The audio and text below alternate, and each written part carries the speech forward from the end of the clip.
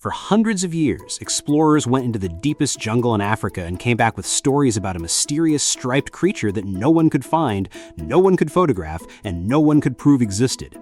Scientists heard the stories and said, impossible. People started calling it the African unicorn. And then in 1901, someone finally brought back the proof. And it turned out she'd been there the whole time. She'd been there for millions of years. Welcome back to the Fenekie Explorer Club, where every animal is a superhero in disguise. calling all Fenekins. This week, we're heading to the Ituri rainforest, and we've found something extraordinary. She's the giraffe's only living relative on Earth, and she hid so perfectly in her forest that the outside world didn't believe she was real until 1901. Let's go. Okay, let me set the scene. The Ituri rainforest in the northeastern Democratic Republic of Congo. It's one of the oldest, most intact primary rainforests left anywhere on Earth.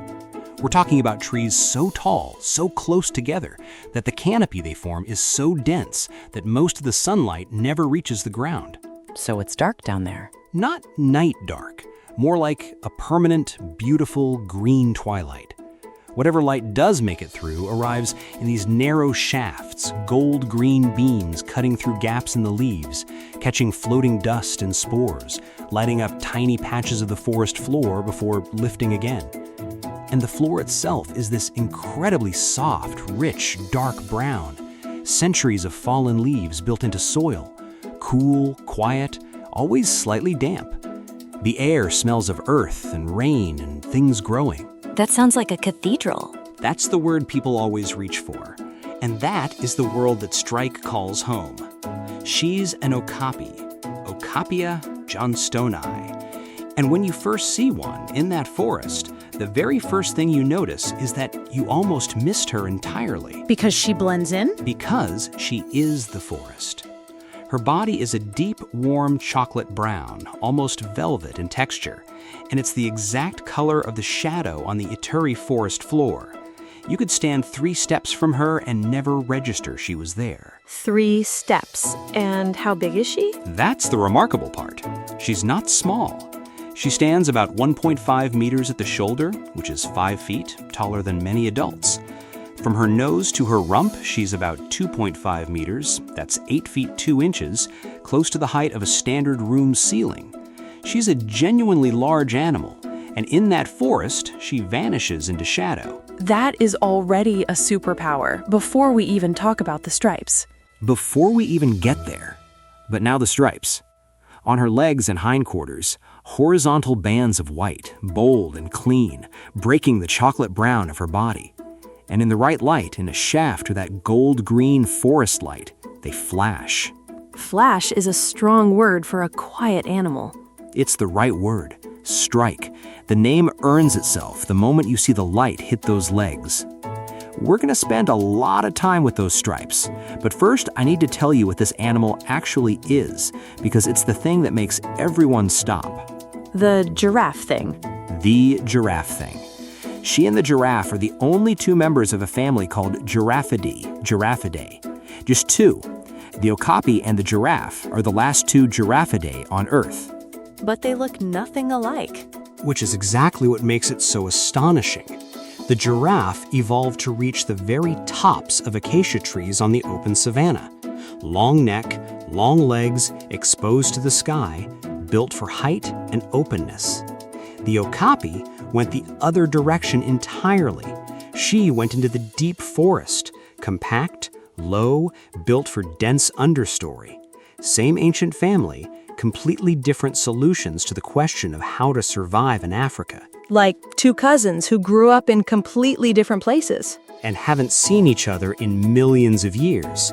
And the Okapi has been in that forest long enough that the forest shaped her completely. She didn't just find a home in the Ituri, she became part of it. And that's why no one could find her. For the outside world, she was invisible, but not for everyone. The Mbuti people of the Ituri have lived alongside the Okapi for at least 40,000 years. To give that number a shape, that's longer than any city on Earth has existed. 40,000 years of knowing this animal. The Mbuti call her a spirit of the forest. They treat her as sacred They do not hunt her. They know her by her tracks pressed soft into the dark soil, by her scent hanging in the cool air of a clearing, by the places where her tongue has stripped leaves clean from a branch. So for 40,000 years, one people has been protecting her just by knowing her. Just by loving her and recognizing what she is. And the outside world, meanwhile? In 1887, an explorer named Henry Morton Stanley wrote down reports from local people about a large striped creature in the Congo jungle. He called it the Ati, and it was basically ignored. 60 years of that can't be real, until 1901, when a British colonial administrator named Sir Harry Johnston, Johnston, obtained actual physical proof, Okapi skins and skulls. He brought them back, and Western science said, "She exists. We're naming her Okapia johnstoni." Not after the Mbuti who knew her all along. Not after them, though the conservation world is slowly working to correct the story. Because the real truth is that 1901 isn't when the Okapi was discovered. It's when the outside world finally stopped pretending she wasn't there. The African unicorn was real the whole time. She has always been real. She has always been there. She was the secret the deep forest kept. Okay, those stripes. Tell me everything. Here's the first thing. Every Okapi stripe pattern is completely unique. No two Okapi in the world wear the same arrangement of white lines and rings on their legs and hindquarters. It's a fingerprint, her own visual name, written in white on her chocolate body.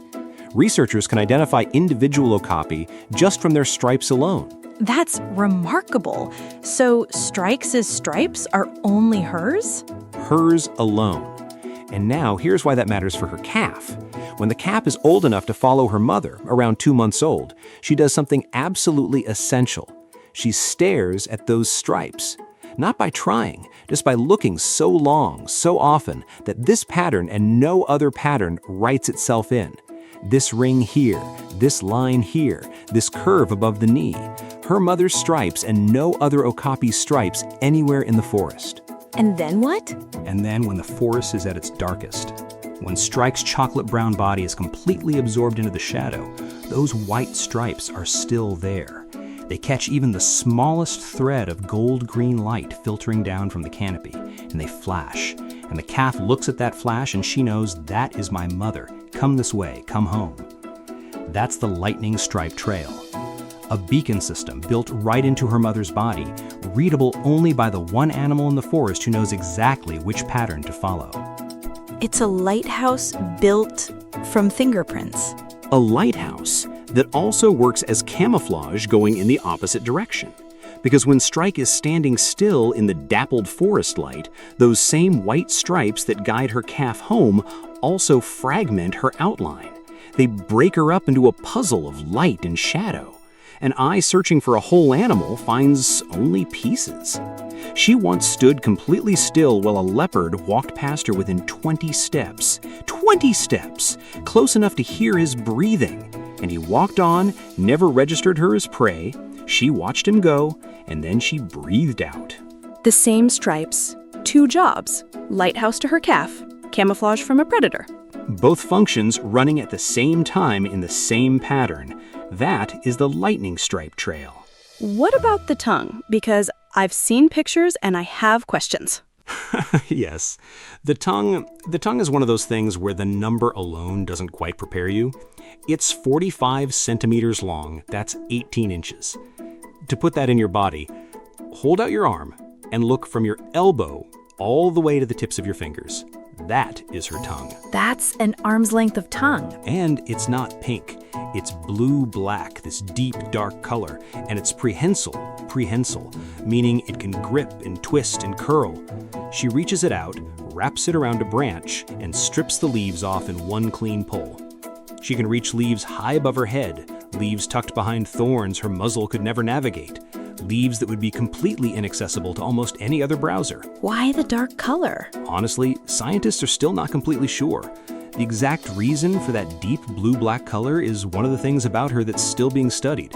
Evolution keeps a few of its secrets. And the grooming thing? Here's the thing about the tongue that I think is more extraordinary than the length. She can reach her own face with it. She lifts that blue-black tongue, curls it upward, and cleans her own eyelid. One smooth stroke. Then she reaches higher and grooms inside the cup of her own ear, all by herself. In a forest where she lives mostly alone, where there is no flock or herd to tend her, no grooming partner, she carries complete self-sufficiency right in her mouth. She never needs anyone else to take care of her. She has everything she needs. And then, the third superpower, the one that I think is the most extraordinary of all. She has a voice that no human ear can hear. Infrasound. Mother and calf communicate using calls so low that they fall below the range of human hearing entirely. You couldn't hear it if you were standing right there. You might feel it before you heard it. A pressure in your chest, a warmth in the air, a vibration moving through the wood and earth before you could name it as a sound. The calf, hidden in dense vegetation in those first weeks of her life, can't call out loud. Any sound would reveal her position. So she and her mother communicate on a frequency that predators cannot tune into. A private channel just for the two of them. Through wood and earth and warm, damp air, the mother sends the low vibration, "Are you safe?" The calf answers, "I am here."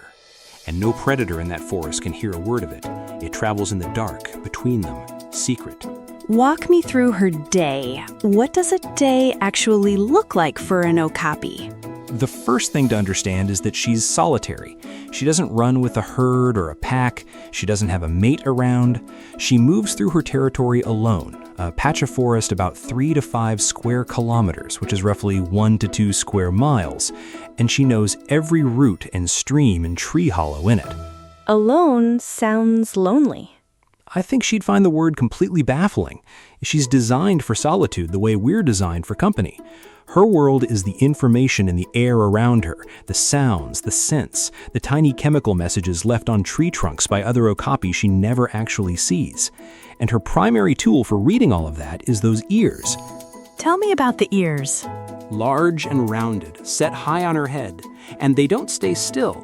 Each one moves independently on its own swivel, so one can face forward while the other faces sideways, reading 2 directions of sound simultaneously. In a forest where you can only see a few meters before the vegetation closes in, your ears are your map, your radar, your entire picture of the world beyond your line of sight. She can hear a branch crack far away. She can hear another Okapi moving in the trees. She processes the entire forest through sound, in stereo, constantly. What about smell? She has scent glands on her feet that leave chemical messages as she walks. She reads other Okapi's messages from their feet, from their urine markings on trees. It's a whole parallel communication system happening in the understory that's essentially invisible to us. Other Okapi are present in her world without ever being visible. They pass through it in scent and sound. And what does she eat? She's extraordinarily particular. Over 100 plant species are in her diet, but she doesn't eat indiscriminately. She browses selectively, choosing only the youngest, most nutritious leaves and buds, the ones with the highest energy return. She passes right by the plants she doesn't want the way you'd skip a page in a book. She also supplements with mineral-rich clay and occasional charcoal. Charcoal? Her body knows what it needs. And this one is a genuine fact that kids always love. She also eats a little bat guano. Eats bat droppings? For the minerals. She's a very practical animal. She's most active at dawn and dusk when the light is at its most beautiful, those gold shafts as the leaves move overhead, and when the temperature is at its gentlest. At midday, she rests in a dense thicket, invisible, breathing slowly. And her calf. Tell me about the calf.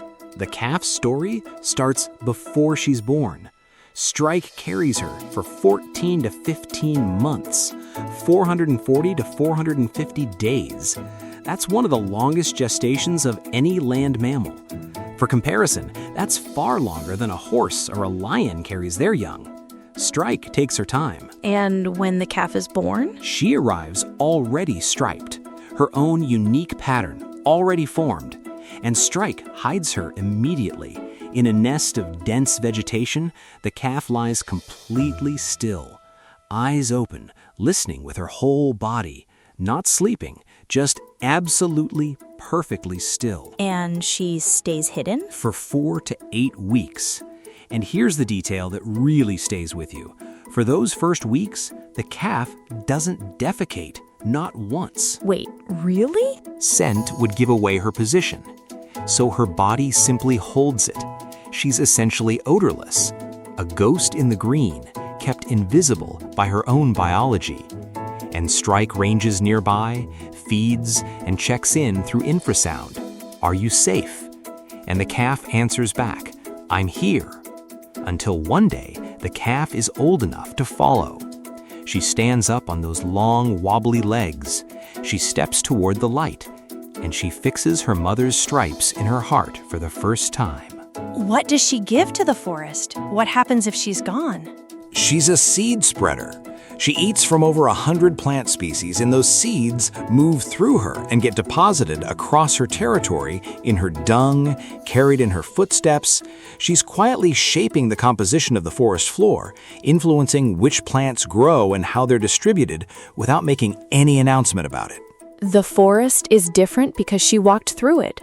Differently planted, differently structured, and she's an indicator species. If Okapi are present in a stretch of forest, that forest is healthy enough to hold a large solitary herbivore with very specific needs. Their presence is the forest's health report. Conservation scientists watch Okapi populations as a measure of Ituri forest health.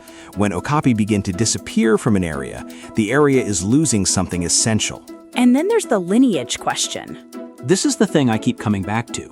She's the giraffe's only living relative. If she disappears, an entire branch of the animal family tree goes with her. Not just one species, an entire lineage with millions of years of history gone. There are no other Giraffidae waiting in another forest, just her and the giraffe. And the giraffe can't live in the Ituri. That's a weight I don't think most people put on the Okapi. Most people don't know she exists at all. And that's the full circle of the story. She was hidden for so long, kept so perfectly secret, that even now she's endangered in relative quiet. Not many people are marching for the Okapi. But the people who do know her, the Matuti who have walked alongside her for 40,000 years, they're among the most committed protectors in the Ituri right now. How does that work in practice?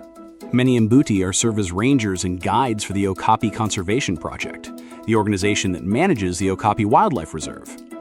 40,000 years of knowledge about that forest, about where the Okapi go, which paths they use, how the forest reads, applied to modern conservation. It's the most powerful partnership in the Ituri.